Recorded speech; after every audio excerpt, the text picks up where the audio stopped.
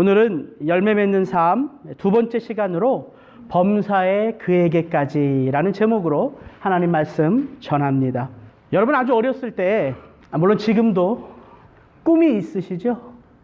우리가 어렸을 때 왜 동네에 나가서 놀다 보면 가끔씩 어르신들을 만납니다. 그럼 그 어르신들이 그 꼬맹이들에게 이렇게 묻곤 해요. 얘야, 넌 꿈이 뭐니?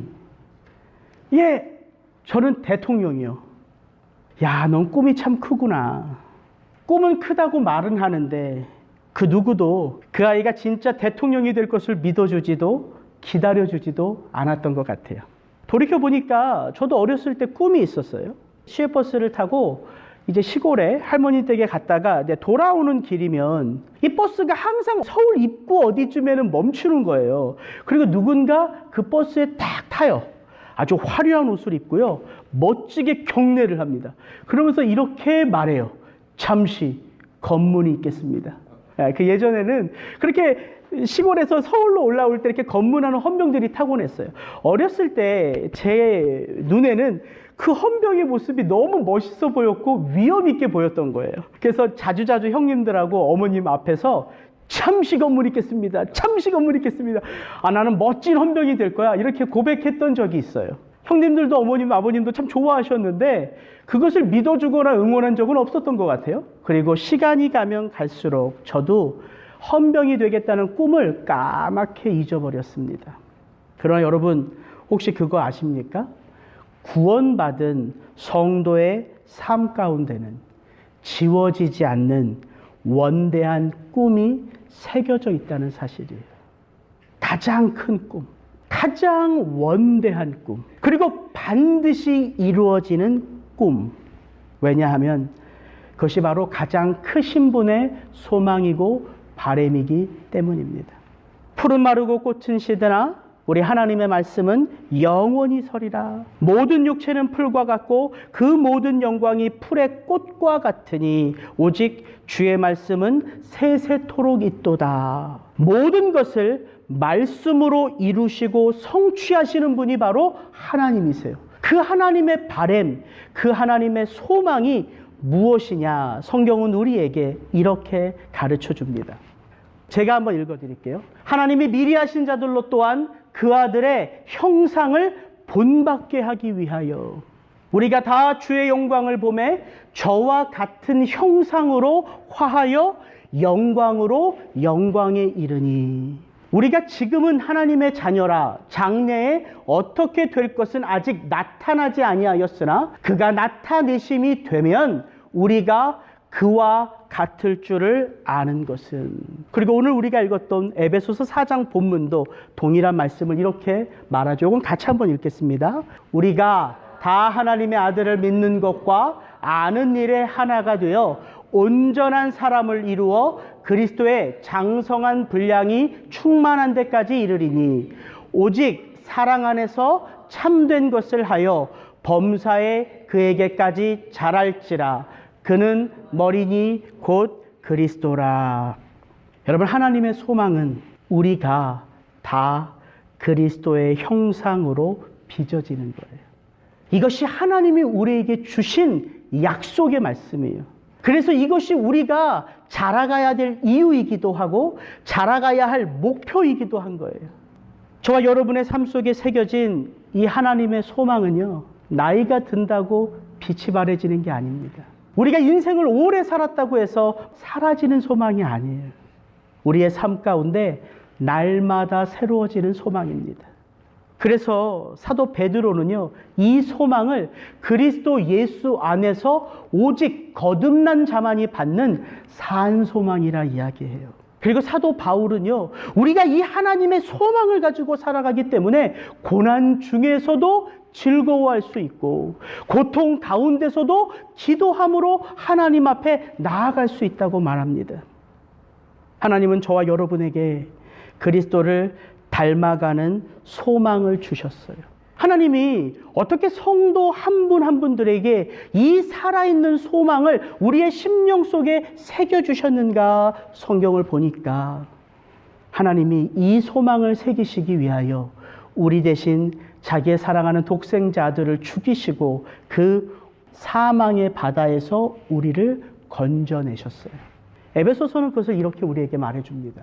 그는 허물과 죄로 죽었던 너희들을 살리셨도다. 죽었던 너희들이에요. 예수 믿기 전에 우리가 영적으로 죽어 있었던 존재인 것을 바울은 가르쳐 줍니다. 뿐만 아닙니다. 허물로 죽은 우리를 그리스도와 함께 살리셨고, 이것이 무엇이냐면 우리가 은혜로 구원을 얻은 것이라 이야기합니다. 왜 하나님이 영적으로 죽어 있었던 하나님의 하나님 되심을 인정하지 않고 하나님과 엇가는 길을 걸어가 죽어 있었던 우리들을 그리스도를 대신하여 죽게 하시고 우리를 살게 하셨는가? 우리를 살려주신 목적을 성경은 분명하게 이야기합니다. 제가 두 군데 좀 찾아봤어요. 고린도전서 5장 15절 말씀입니다. 제가 한번 읽어드릴게요. 저가 모든 사람을 대신하여 죽으심은 산 자들로 하여금 다시는 저희 자신을 위하여 살지 않고 오직 저희를 대신하여 죽었다가 다시 사신 자를 위하여 살게 하려 함이니라. 그 밑에는 우리가 너무 잘 아는 갈라디아서 2장 20절 말씀입니다. 내가 그리스도와 함께 십자가에 못 박혔나니 그런즉 이제는 내가 산 것이 아니요 오직 내 안에 그리스도께서 사신 것이라. 이제 내가 육체 가운데 사는 것은 나를 사랑하사 나를 위하여 자기 몸을 버리신 하나님의 아들을 믿는 믿음 안에서 사는 것이라. 이 두 구절의 말씀은 우리가 왜 거듭났는지를 분명하게 밝혀줍니다. 여러분, 거듭남의 목적은요, 다시 살아난 것에 있지 않습니다. 거듭남의 목적은 우리가 죽음의 바다에서 건져진 데 목적이 있는 것이 아니라 우리가 누구를 위하여 지금 살아가고 있는지의 목적이 있는 거예요. 하나님은요, 구원과 성숙의 순서를 바꿔놓으셨어요. 작년 연말에 제가 목사님의 설교를 듣는데 정확하게 이 표현을 쓰셨어요. 하나님은 구원과 성숙을 바꿔놓으셨습니다. 죽음의 바다에서 헤엄치는 자에게 하나님은 수영하는 법을 가르쳐주고 수영하는 법을 체험해서 너 한번 살아나봐, 이렇게 하지 않으셨다는 거예요. 여러분, 수영하지 못하는 자가 물에 빠지면요, 배울 수가 없어요. 수영을. 죽는 겁니다. 그래서 하나님이 그 영혼을 건져내셨어요. 그리고 뭘 하셨습니까? 어떻게 이 땅을 살아가야 되는지를 가르쳐 주시며 성숙해야 될 목표를 보여주신 거예요. 저는 이 목사님의 간단한 비유가, 간단한 그 한마디, 하나님은 구원과 성숙을 바꿔놓으셨습니다라는 이 말이 너무 클리어하게 제 안에 들어오더라고요. 설명을 붙일 필요가 없어요. 성숙한 자를 하나님은 구원하신 게 아니라 구원하셔서 성숙의 길 가운데로 인도하신다는 거예요. 그래서 우리는 이제 자라가야 할 목표가 분명합니다. 범사에 그에게까지 자라갈지라. 그렇다면 저와 여러분에게 주어진 이 성숙의 길, 이 성숙의 목표, 그래서 우리가 살아가는 이 제자도의 삶을 위하여 우리는 어떻게 살아가야 하는가, 이런 질문이 당연히 떠오르죠. 저는 오늘 본문의 말씀을 통해서 그 내용을 좀 보려고 합니다. 오늘 우리가 읽은 두 구절이에요. 이 두 구절은 너무 클리어합니다. 예수를 믿는 것과 아는 일에 하나가 될 때 우리가 그리스도의 장성한 충만한 분량에 이른대요. 또 밑에 오직 사랑 안에서 참된 것을 할 때, 참된 진리를 행할 때 우리가 범사에 그리스도에게까지 자라간다 말합니다. 너무 분명하죠. 근데 우리가 이 구절만을 살펴보면 마치 우리가 예수 그리스도를 닮아가기 위하여 무엇인가를 해야 하지 않을까 하는 마음을 갖게 해요. 믿는 일과 아는 일에 하나가 되어질 때, 범사의 사랑 안에서 참된 것을 행할 때 비로소 그에게까지 자라간다는 이 말이 마치 우리에게 무엇인가를 하도록 요구하도록 만드는 것 같아요. 예, 좋은 것입니다. 그러나 여러분, 하지 않으면 안 되는 이 마음, 내가 예배를 잘 드리지 않으면, 내가 누군가를 위하여 사랑으로 그를 섬기지 않으면, 내가 깊은 기도의 자리에 들어가지 않으면, 내가 금식하지 않으면, 내가 헌금 생활을 잘하지 않으면, 마치 이렇게 무엇인가를 하지 않으면 마치 내가 멈춰져 있는 것 같고 그에게로 자라가지 않는 것 같은 그런 마음들이 들어온다는 거예요. 이 부분만을 읽어보면 그리고요, 성경을 더 깊이 읽어보면 성경의 수많은 구절들이 우리로 어떻게 하고 어떻게 하지 말라는 구절들이에요. 네, 그렇게만 살면 정말 아름다운 그리스도인의 모습으로 세상 가운데 비춰질 것 같아요. 그러나 솔직히 우리 자신의 모습을 돌아보면 어떻습니까? 그렇게 수많은 구절 가운데 나에게 자세하게 어떻게 행하고 어떻게 하지 않으면 안 되는 것을 가르쳐주는 그 말씀을 따라 살아가는 것이 아니라 여러 가지 이유로 인하여 여전히 내 마음과 내 삶이 위축되어 있음을 여러분 체험하지 않습니까? 저는 그렇거든요. 그렇게만 내가 살고 그렇게만 내가 행동하지 않으면 정말 멋진 목사로 비춰질 것을 아는데 여전히 여러 가지 이유로 위축되어져 있음을 자주자주 보게 됩니다. 요즘 제가 꽂혔어요. 뭐에 꽂혔냐면 우리 장로님이 지난주에 나눠주셨던 성경 일독표 너무 클리어하게 만들어 주셔가지고 그 체크하는 재미가 솔깃합니다. 예, 여러분 뭐 구약부터 읽어가기 시작하죠. 저는 구약부터 읽어가면서요 욕심이 나서요 구약은 구약대로 읽어가고 신약을 읽어가고 있어요. 막 이렇게 체크를 하면서 막 애들한테 보여주고 있어요. 아빠 이만큼 읽었다. 제가 이번 주에 에베소서 말씀을 읽으니까 에베소서 1장부터 오늘 우리가 읽은 4장까지 이 흐름이 제 눈에 들어오는 거예요. 하나님은 우리로 예수 그리스도에게까지 자라가는 것을 좌부로 주신 게 아니에요. 하나님의 원대한 꿈, 이 하나님의 소망은 우리가 성취해야 될 어떤 과업이 아닙니다. 잡이 아니에요. 이거는 부르심이에요. 부르심. 제가 어디를 읽을 때 이걸 분명하게 깨달았냐면요. 에베소서 4장 1절입니다. 에베소서는 1장부터 3장까지와 4장부터 6장까지가 구별되어져 있어요. 1장부터 3장까지는 어떤 내용이냐면 하나님이 죽어 있었던 우리를 살려내셔서 하나님의 거룩함이 우리에게 나타나 그 하나님을 모시고 살아갈 수 있는 성전되는 기쁨에 대하여 얘기해요. 이것을 창세전부터 계획했다는 게 1장이고 2장에서 우리를 살려내서 우리로 하나님의 성전이 되어가도록 지어간다는 게 2장이고 3장에서는 그래서 외인과 이스라엘 백성들이 하나가 되어 하나님 안에서 복음의 사도가 되어 살아가는 것이 3장이에요. 그러면서 4장부터 6장까지는 뭘 말하냐면 그 교회되어 가는 그 교회, 우리가 한 사람 한 사람이 교회잖아요. 우리 한 사람 한 사람이 어떻게 그리스도의 장성한 분량으로 자라가는지 성도의 삶에 대하여 이야기를 하기 시작해요. 그러면서 4장 1절을 이렇게 시작합니다. 같이 한번 읽겠습니다. 그러므로 주 안에서 갇힌 내가 너희를 권하노니 너희가 부르심을 입은 부름에 합당하게 행하여. 저 구절을 읽는데요. 제게 너무 클리어하게 깨달아지는 게 뭐냐면 성숙해지는 것은요. 어떤 것을 하고 하지 않고에 의해서 되는 게 아니에요. 왜냐하면 이것이 잡이 아니라 부르심이기 때문이에요. 영어 성경을 보면 좀 더 클리어합니다. As a prisoner for the Lord, then I urge you to live a life worthy of the calling you have received.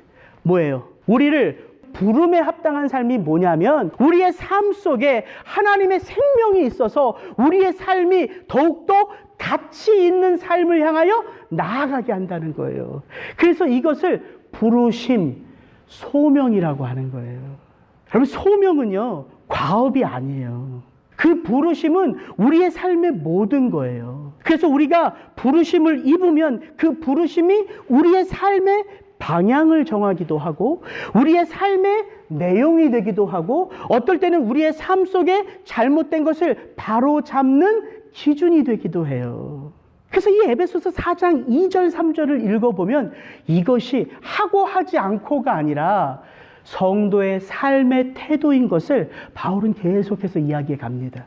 4장 2절 3절은 같이 한번 읽겠습니다. 모든 겸손과 온유로 하고 오래 참음으로 사랑 가운데서 서로 용납하고 평안에 매는 줄로 성령의 하나 되게 하신 것을 힘써 지키라. 여러분 그리스도를 닮아가는 것이 어떤 좌합같이 보이세요? 이 말이? 4장 2절과 3절은 성도의 삶의 모습을 이야기하고 있어요. 이게 부르심이에요. 잡이 아니에요. 꼭 이루어야 할 어떤 과업이 아니에요. 태스크가 아니에요. 이것은 그리스도 안에서 살아가는 생명이에요, 생명. 그럼 제가 이 두 구절을 읽어가면서 한 단어 한 단어를 좀 생각해 봤어요. 모든 겸손, 온유, 오래 참음, 사랑, 용서, 용납, 평안. 여러분 이 단어를 하나하나 떼어 보시면서 누가 생각이 나요? 모든 겸손, 온유, 오래 참음, 사랑, 용서, 평안. 우리 남편이 생각납니다. 이걸 딱 듣는데 우리 아내의 모습이 떠오릅니다. 목사님, 제 모습이 떠올라요. 손 들어보세요. 네. 아무도 없죠?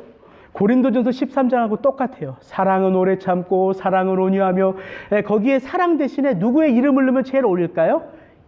이형욱은 오래 참고 안 어울려요. 예수 그리스도는 오래 참고 온유하며 시기하지 않으며.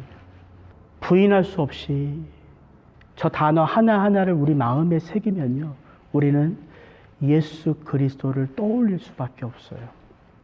수고하고 무거운 짐진 자들아 다 내게로 오라. 나는 마음이 온유하고 겸손하니 나의 명예를 메고 내게 배우라. 6월절 전에 예수께서 자기가 세상을 떠나 아버지께로 돌아가실 때가 이른 줄 아시고 세상에 있는 자기 사람들을 사랑하시되 끝까지 사랑하시니라. 너희는 마음에 근심하지 말고 하나님을 믿으니 또 나를 믿으라. 평안을 너희에게 끼치노니 곧 나의 평안을 너희에게 주노라. 내가 너희에게 주는 것은 세상이 주는 것 같지 아니하리라. 너희는 마음에 근심도 말고 두려워하지도 말라. 예수님이 그 십자가에 달리셨을 때에 손에 못이 박히시고 발에 못이 박히시고 그 피를 철철 흘릴 때에 많은 사람들이 그 예수님을 손가락질하며 조롱하고 놀렸지요. 그리고 그 밑에 로마 병정들은 예수님의 옷을 가지고서 제비뽑기를 해서 누가 가져야 될까 시시낙낙거렸어요. 그때 예수님이 이렇게 말씀하셨습니다. 아버지여, 저희를 사하여 주옵소서. 자기의 하는 것을 알지 못함이니이다 하시더라. 여러분, 부르심은요, 우리가 예수 안에서 거듭나 그분의 산 소망으로 살아가는 그 하나님의 부르심은요, 우리를 부르신 분을 알게 해요. 그분의 마음의 뜻을 우리로 깨닫게 해요. 그래서 우리로 날마다 그분과 함께하고 있음이 어떤 의미인지를 알게 해요. 여러분, 이게 부르심이에요. 부르심을 받았기 때문에 불러주신 분의 마음을 헤아려 갈 수 있는 거예요. 그래서 주님이 이렇게 말합니다. 나는 포도나무요, 너희는 가지니 나를 떠나서는 너희가 아무것도 할 수 없음이라. 이게 과업이에요? 이게 하나 해치우고 마는 일이에요? 아니요.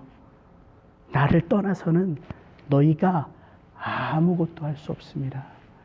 이것은 생명의 접붙임이에요.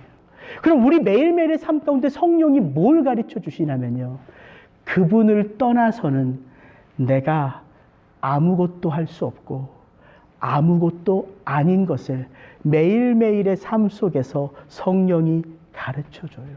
그것이 바로 성령의 하나 되게 하신 것을 힘써 지키라는 말이에요. 그분 예수 그리스도를 떠나서는 아무것도 아니에요. 그분 예수 그리스도를 떠나서는 아무것도 할 수가 없어요. 그것을 누군가 가르쳐줘야 되잖아요. 그걸 누가 가르쳐준다고요? 매일매일 우리 속에 함께 하시는 성령님이 그것을 가르쳐주세요. 여전히 내가 그분과 함께하고 있음을, 여전히 나를 그분이 빚어가고 계심을, 그래서 내 삶의 목표가 너무도 분명하다는 것을 가르쳐주고 있다고요. 범사의 모든 것 가운데 그리스도에게까지 자라갈지라. 여러분, 우리를 사랑 안에서 거듭나게 하셨어요.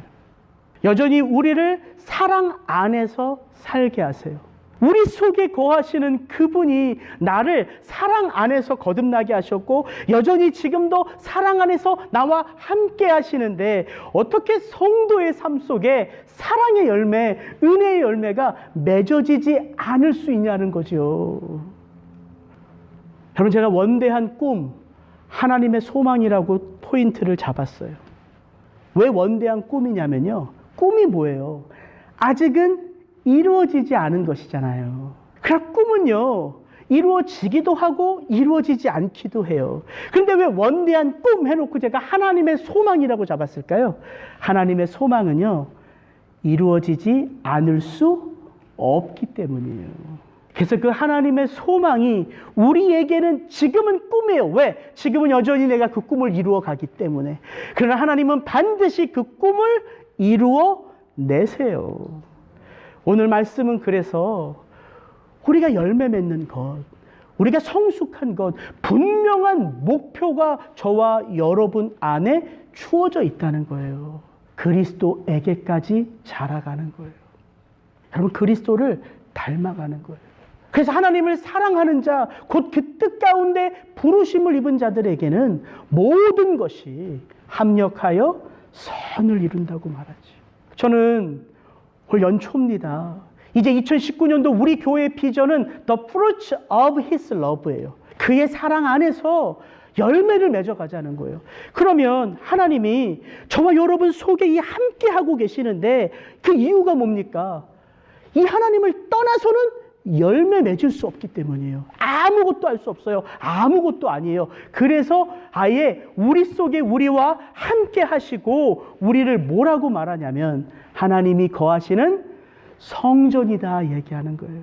그래서 저는 오늘 이 말씀을 제가 준비하면서 복잡하지 않았으면 좋겠더라고요. 클리어했으면 좋겠어요. 우리의 삶의 목표는 분명합니다. 그리고 그 목표는 반드시 이루어집니다. 그러면 우리의 삶, 지금 살아가는 이 삶을 우리는 어떻게 살아가야 될까요? 기쁘게 살아가야 된다는 거예요. 기쁘게. 감사하며 살아가야 된다는 거예요.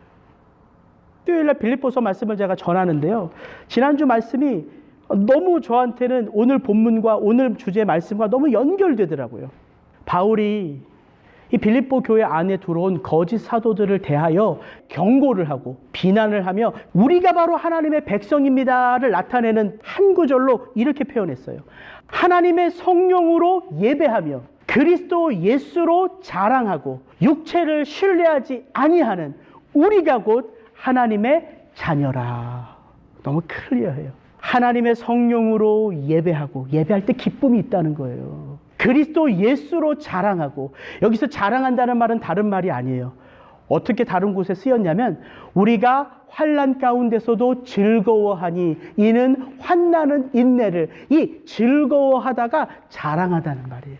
여러분, 예수 믿는 것을 억지로 자랑할 필요가 없습니다. 지금 여러분의 삶 속에서 예수로 기뻐하면, 예수로 즐거워하면 그것이 곧 예수를 드러내고 자랑하는 거예요. 여러분, 이게 저와 여러분에게 올 한 해 펼쳐지는 삶이 되면 너무 좋겠습니다. 무엇을 해내서, 무엇을 하지 않아서 이루어지는 게 아니에요. 우리의 삶 속에 함께 하시는 그 예수 그리스도와 더불어 함께 살아가다 보면 우리는 그리스도의 장성한 분량으로 자라나 있는 거예요. 오늘 말씀을 준비하면서 제가 책 한 권을 보는데 그 책에 이런 예화가 있었어요. 제가 참 좋아하는 유진 피터슨 목사님의 예화였는데요. 목사님 부부가 이제 거의 사역을 마무리할 때쯤 돼서 하나님께서 이 두 분을 다른 지역으로 옮기셨다는 거예요. 그래서 피츠버그에 이제 아무 연고권도 없고 아는 사람도 없는데 이 두 부부가 거기에 옮겨져서 이제 살아가야 되는 거예요. 근데 나이도 많이 들으셨고 이 환경이 너무 낯설어서 왜 하나님께서 나와 아내를 이곳으로 옮기셨는가 이제 기도하면서 고민하기 시작했대요. 특별히 할 일이 없어서 부부가 하는 일이 뭐냐면 집에서 1.5km 떨어진 공원을 산책하는 일이에요. 그래서 두 분이 공원을 이렇게 빙빙 도시면서 오리가 뭘 먹는지, 꽃이 어떻게 자라는지, 어떻게 변해가는지 이런 것을 살피시면서 그냥 하나님의 인도하심이 무엇인가를 기도하면서 걷는 것이 일상이었다는 거예요. 근데 어느 날 두 분이 이렇게 걸어가고 있는데 한 자전거를 타는 사람이 샥 하고 두 분을 지나가는데 저 앞에서 자전거를 탁 멈추서더니 뒤를 돌아봐서 목사님 부부를 바라보더래요. 그래서 마치 오실 때까지 기다리겠습니다 하듯이 이렇게 쳐다보고 있더래요. 두 분이 걸어가서 그분 앞에 이렇게 지나가려고 하는데 그 낯선 자전거를 탄 사람이 이렇게 묻더래요. 결혼한 지 얼마나 되셨습니까? 이 무리하기 보통이지 날 알지도 못하는 사람이 왜 결혼을 물어보나 했는데 목사님이 워낙 인격적이시잖아요. 가장 부드러운 말로 우리 부부는 결혼한 지 33년이 됐습니다. 이렇게 얘기했더니 그럴 줄 알았네요. 어쩐지 두 분이 걷는 그 걸음의 보폭이 일치의 오차도 없이 똑같습니다.